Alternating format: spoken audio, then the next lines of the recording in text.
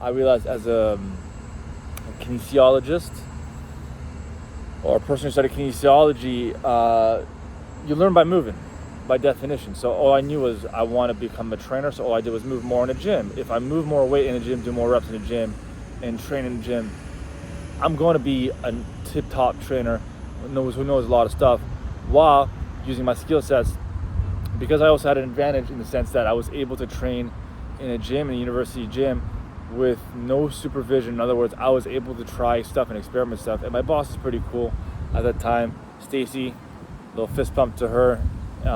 She was a great leader. She let us do what we want, very hands off, and yeah, we had a whole gym to ourselves. So I had the ability to not be constrained by rules or social norms or ideas by the fitness industry. So I basically did whatever the fuck I want. So I was able to squat and deadlift and teach my clients that very quick. And by doing that, I saw a lot of transformations real quick, like really, really quick. Because if you can teach someone how to squat and deadlift from the get-go, shit, those are the two hardest exercises. So when you give a client the ability to train the hardest exercise quick, the most intimidating exercises quick from the start, their mindset changes completely and their body changes completely. When I started squatting and deadlifting, my body morphed. Does someone need to squat and deadlift to get lean? No, not necessarily. But at the same time, babies can squat, and all a deadlift is picking something off the floor. You can pick something off the floor. You do it all the time. So why can't you deadlift? Mindset is different. You know what I'm saying? By telling yourself you can deadlift, by telling yourself you can squat, by putting yourself in a box, you fucked yourself over for a long time, because you're automatically going to tell yourself, oh, I can't squat. You can squat. Babies can squat. So can you. You were a baby once upon a time. And if a baby can squat, so can you. Maybe the movement pattern needs a bit of work. Maybe your joints are a bit of an issue, but that's okay. We start with machines and we work our way back up. That's the approach. And with deadlifts, you start with baby weights. You start with the movement pattern. You start with very light weight. You don't have to use heavy ass weight. You start with 10 pounds or just a bar or just a stick, and then you work your way up. And the beautiful thing about deadlifts and squats is if you do it correctly, shit, sky's the limit. So if you find a trainer out there who knows their stuff when it comes to deadlifts and squats and knows how to teach it from the ground up, it's a phenomenal thing. You just have to drop your mindset in terms of like it's a hard thing to do. It's not a hard thing to do. It's fucking not. Like I said, I just explained it.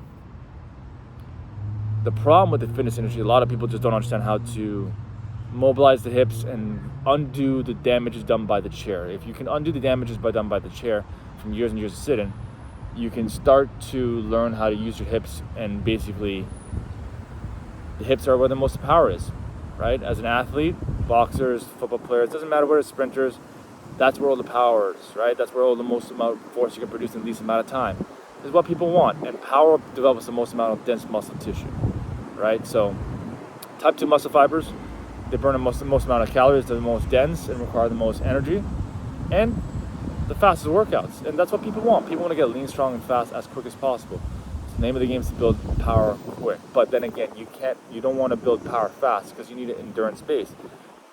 Endurance before strength, strength before power. I don't want to lose you. I'm just going to leave you with some wisdom. That's principles. So before endurance, you want flexibility, mobility, and stability. That's the foundation to any building. The right amount of flexibility, the right amount of stability, and the right amount of mobility. Those are principles of human movement. They're not good or bad. Once you have structural integrity, which is the foundation, then you can start building endurance. Once you build endurance, then you can start building strength. Once you have strength, then you can start adding power. You don't jump straight into power, pun intended. So if you just want to get lean, learning how to understand your basic macros will take you really fucking far. There's no diet that's going to do it for you. If you stick by principles, which I do, which every good trainer does, you'll get really fucking far. There are carnivore diet, there is Atkinson diet, there's all those things, but with the right macros and your ability to squat and deadlift, sky's the limit. What are other tools that you can use upper body to get really strong really quick? Pull-ups, dips, Olympic rings, those are phenomenal. If you don't have that, you can use bench. If you don't have that, you can use push-ups. If you can't do any of those, you work your way up by doing knee push-ups. That's how I started. I started in the bathroom. No excuses. That's a beautiful thing about someone like me. I was a weakling. A weakling.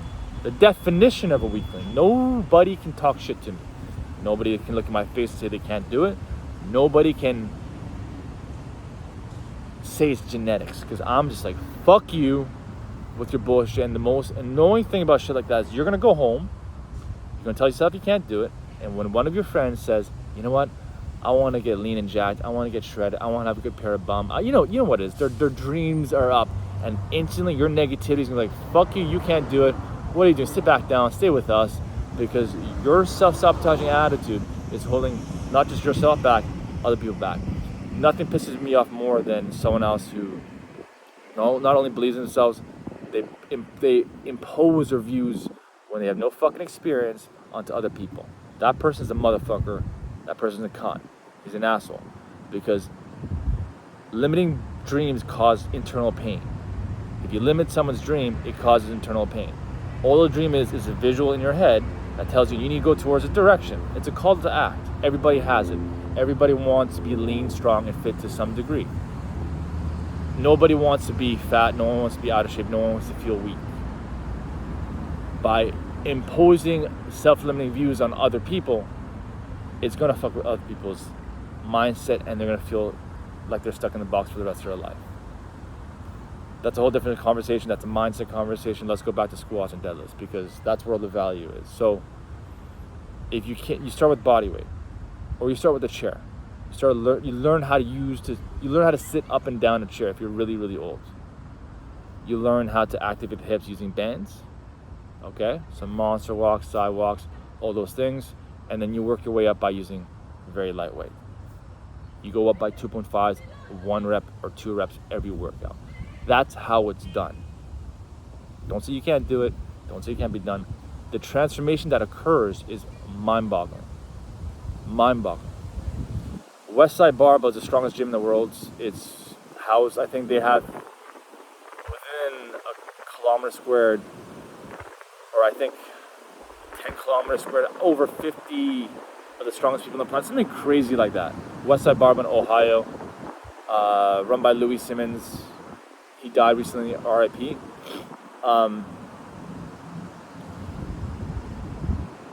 He said something which is profound, and I know this from my own experience. He said, anybody who is an extreme deadlifter is missing a few screws in their head. They're either extremely extroverted or extremely introverted, because it's such a mentally taxing exercise.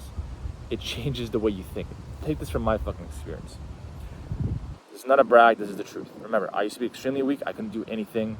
I'm not born with strength. Eventually I got up to a 605-pound deadlift, 3.1 times my body weight. I did 3.1 times my body weight at 515 pounds on the bar.